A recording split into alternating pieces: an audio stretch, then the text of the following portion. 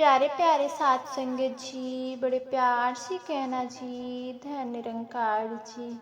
साथ संगत जी, दासी आप सबों के बीच एक नया विचार लेकर आई है साथ संगत जी। आशा है प्रमाण करेंगे जी।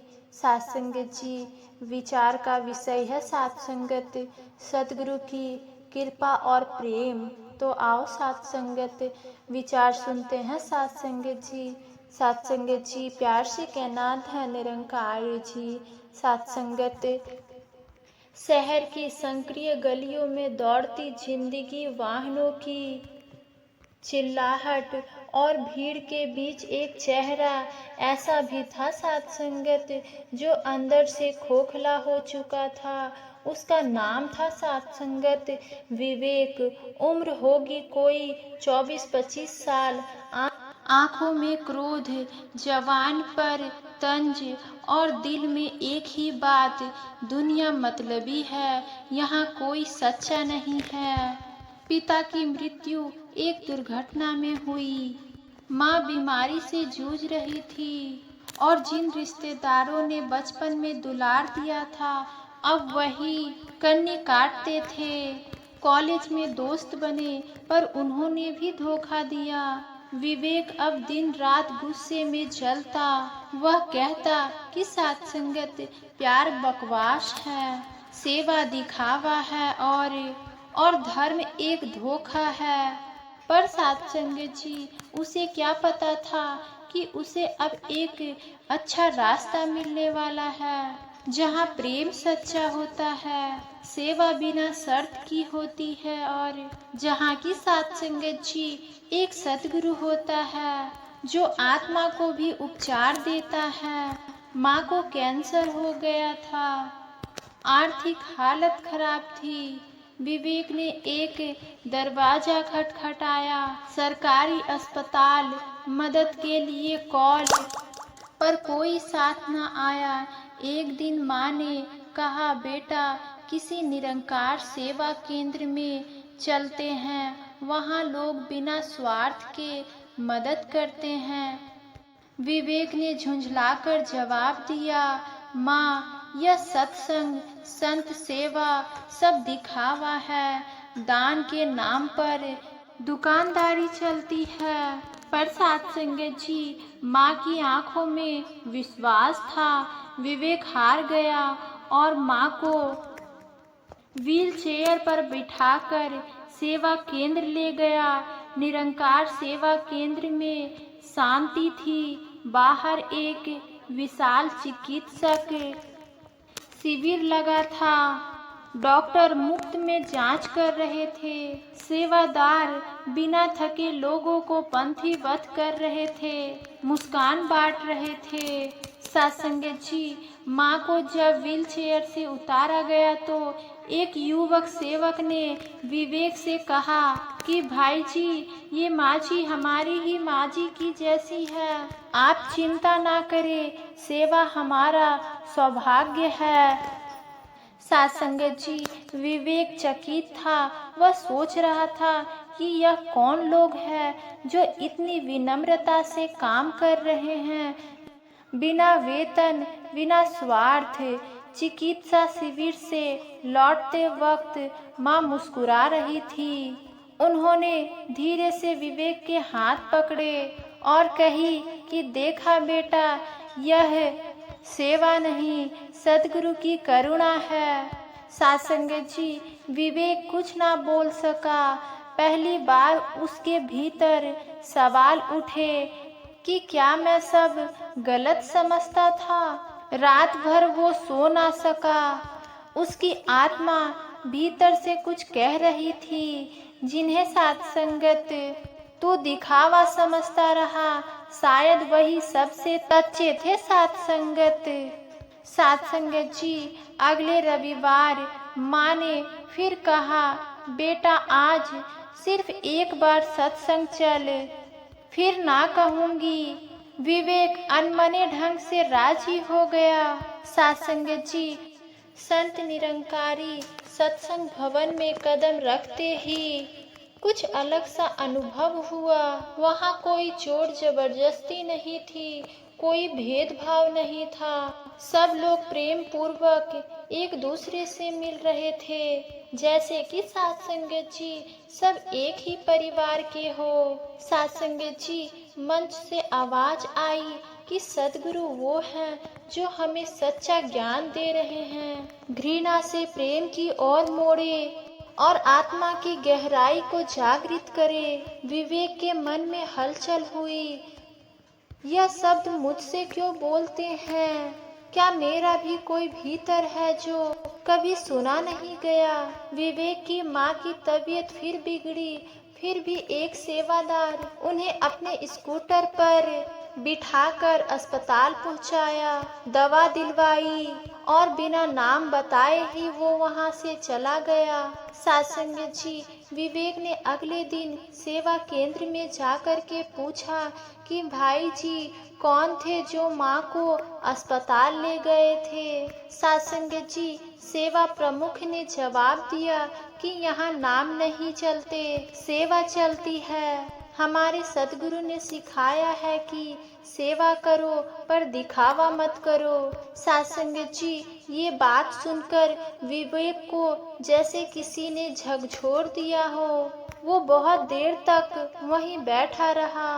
कुछ दिन बाद संत निरंकारी मिशन के सद्गुरु माता सुदीक्षा जी महाराज शहर में सत्संग के लिए आए। सेवादारों ने बताया कि माता जी किसी सेवादार की माँ को आशीर्वाद देने आ रही है। वो माँ और कोई नहीं, वो विवेक की माँ थी। विवेक अवाक रह गया। माता जी उनके घर आई, माँ का हाल पूछा और कही, बेटा माँ का ध्यान रखना, सेवा से बड़ा कोई धर्म नहीं होता। सत्संग जी, विवेक के आंखों में आंसू आ गए। किसी धार्मिक को इतना सरल, सहज और मानवीय देखकर वो भीतर से पिघल गया। उस रात विवेक ने पहली बार अपने जीवन की सबसे सच्ची प्रार्थना की, हे सद्गुरु, मुझे भी प्रेम, सेवा और सहनशीलता के रास्ते पर चला दो। सत्संग जी, अब विवेक नियमित सत्संग जाता, भजन सुनता और सेवा करने लगा। उसने गुस्सा कम करने लगा, माँ से पहले प्यार से बात करना सीखा और सबसे बड़ी बात, उसने माफ करना सीखा। वो उन दोस्तों से मिलने गया जिन्होंने उसे धोखा दिया था। मैं अब तुमसे कोई शिकायत नहीं रखता। शायद तुमने मुझे आगे बढ़ने का रास्ता दिखाया। वे हक्के बक्के रह गए। सत्संग जी, विवेक अब रविवार की सुबह झाड़ू लगाता, कुर्सियाँ लगवाता और हर आने वाले को मुस्कुराकर धन निरंकार जी कहता। सत्संग जी, उसे ये सब अब बोझ नहीं, आनंद लगता था। एक दिन एक बुजुर्ग सेवादार ने कहा, बेटा पहले तो दुनिया से शिकायत करता था, अब तू दुनिया को अपनाने लगा है। यह सद्गुरु की कृपा है। विवेक भावुक हो गया। सत्संग के नियमित प्रभाव और सेवा के वातावरण ने माँ की तबीयत में चमत्कार सुधार आ गई और डॉक्टर बोले अब इनका कैंसर कंट्रोल में है और मनोबल ने चमत्कार किया। माँ ने कहा कि यह सद्गुरु की दया है, कृपा है बेटा और तेरी बदली हुई सोच।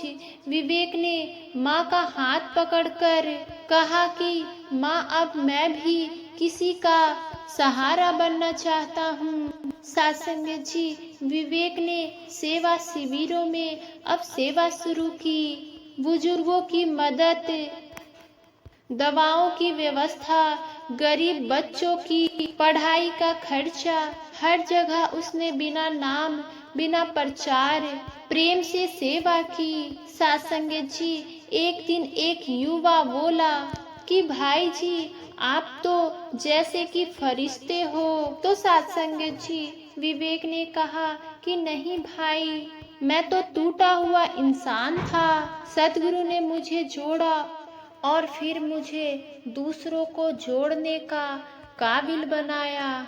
सत्संग जी, एक सार्वजनिक कार्यक्रम में कुछ लोग आए जिन्होंने मिशन की आलोचना शुरू कर दी। उन्होंने विवेक को भी अपशब्द कहे, पर विवेक ने कोई प्रतिक्रिया नहीं दी, सिर्फ मुस्कुराकर बोला, भाई जो बोल रहे हो वो आपके अनुभव है, पर मेरा अनुभव यह है कि प्रेम, सेवा और सहनशीलता से बड़ा कोई उत्तर नहीं होता।